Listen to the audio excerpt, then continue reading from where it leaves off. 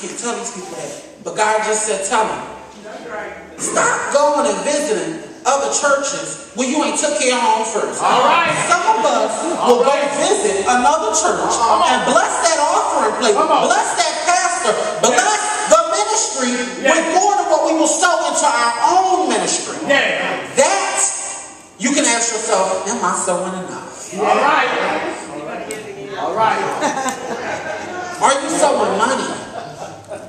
Are you sowing violence? Are you sowing hate? You need to be careful of what your children see you sow. Because if they see you sowing hate, they can and will sometimes hate. Romans 12:9 says, hate what is evil. Cling to what is good.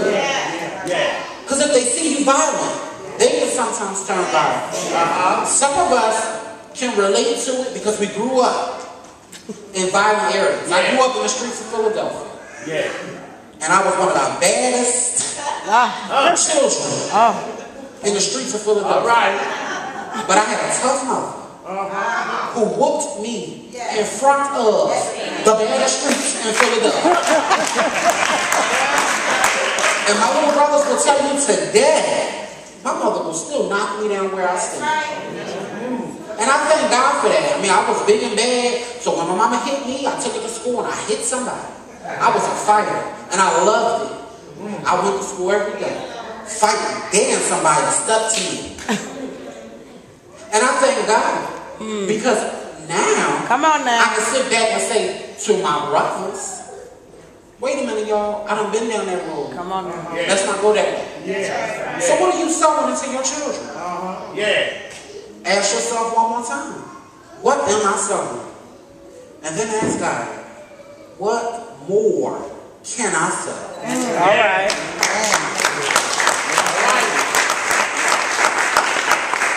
My final point that I'm going to leave you with tonight is reaping.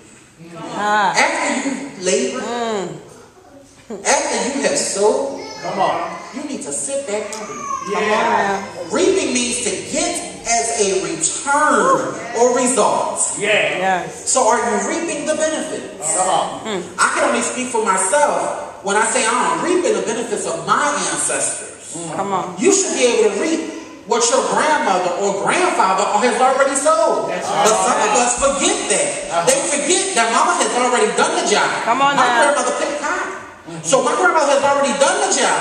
My lazy tail was supposed to get up when I was 18 years old and get out there and repay back then. Because grandma has already done the job.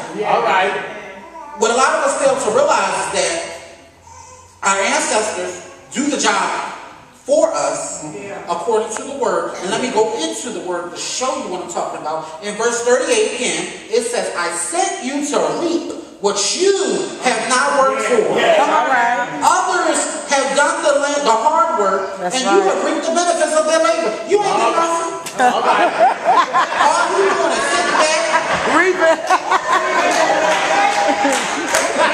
And you know, I speak even to the young people. Because you know, this thing hits me hard. And I thank God for my sister, only because she ain't about form or fashion. Her children look nice, but she ain't about form or fashion. But a lot of us fail to realize that we work hard for it. Why are we sowing it into our children? It's okay to make them look good. But if they looking good, and what's coming out their mouth ain't looking good.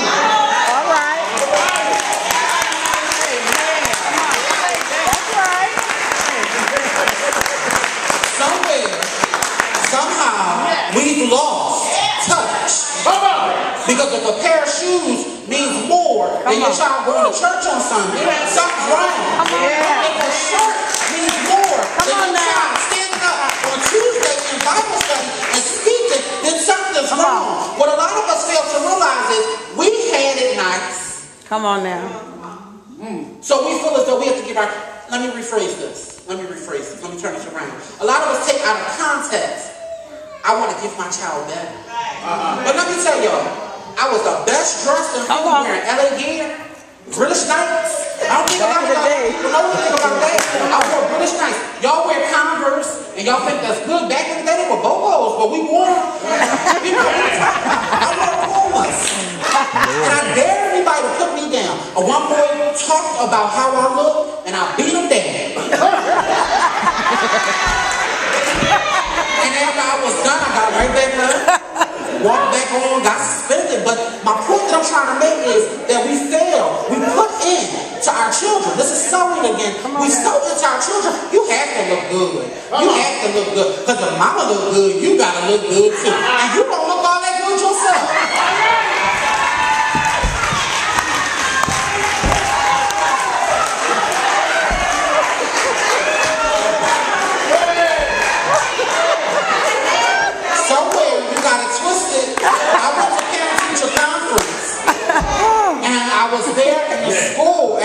Some children who look worse than their parents. Wow. And it hurt my heart because if I see a child, the hair is messed up, clothes all messed up, dirty, and the parent decked out, stepping up.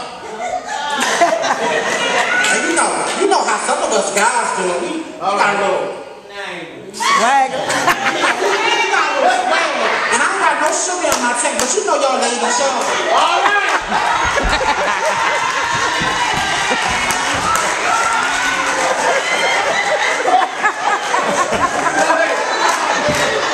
And y'all give that little side look, and you dare somebody to talk about you. Your children are watching, and they doing to each other in school. They comparing what they got on. All right. They comparing how they look. All right. And then they come home. Oh, I want them. Mama, I want this, and I want that. Why?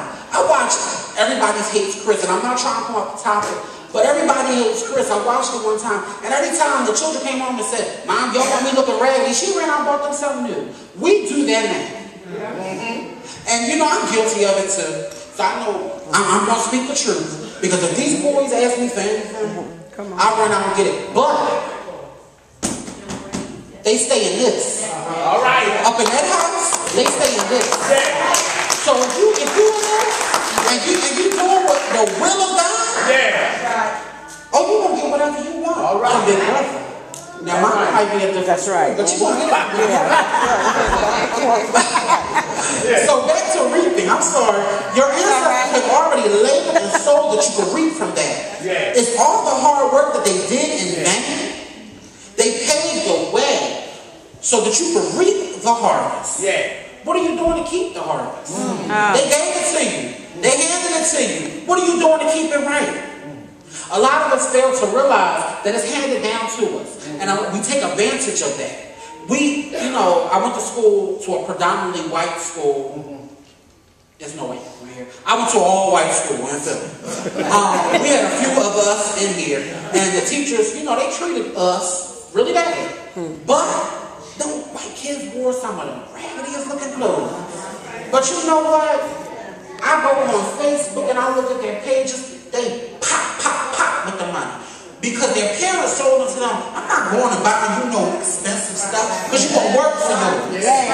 We, as African Americans, need to instill in our children, you got to work for yours too. All right. Some of that money that you sewing into them clothes, some of that money that you sewing into them shoes, some of that money that you sewing into the bling, some of that money that you sewing into them looking good, you need to sew it right here. To the kingdom. That's right.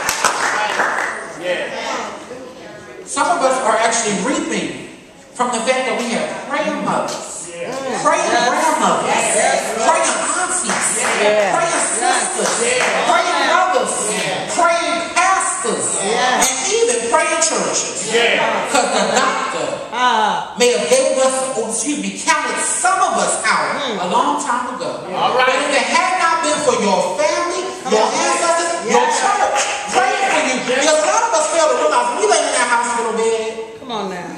We lose sight. We say, I need my pastor.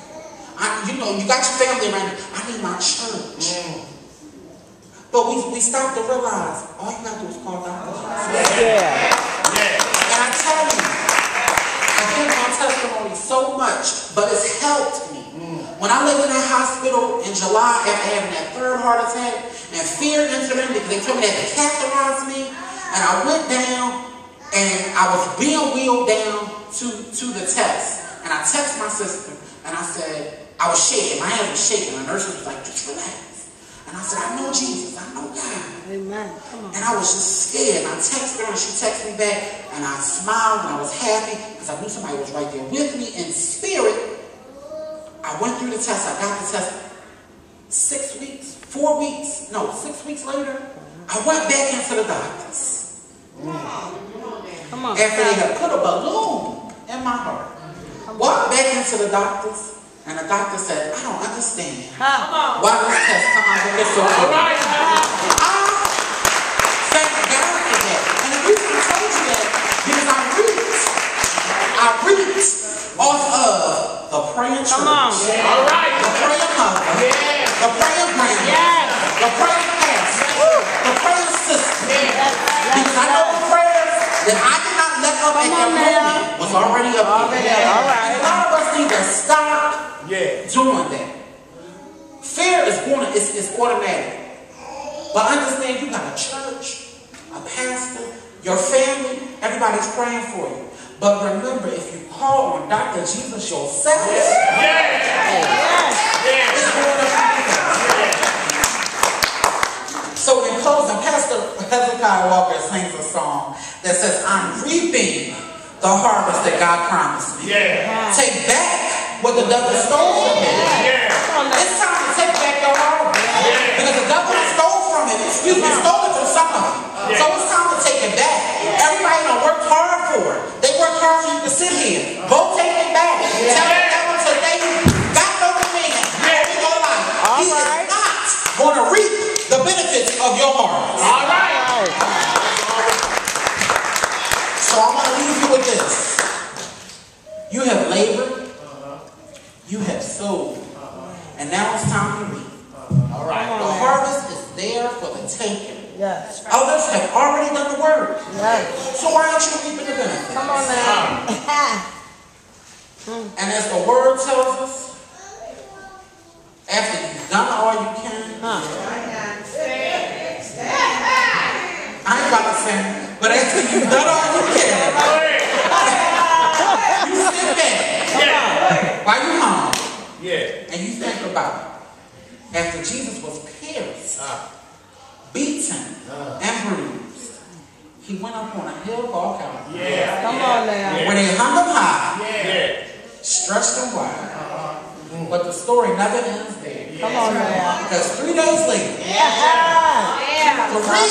days later, he rose with all power in his hands to say to you, it's time for your harvest.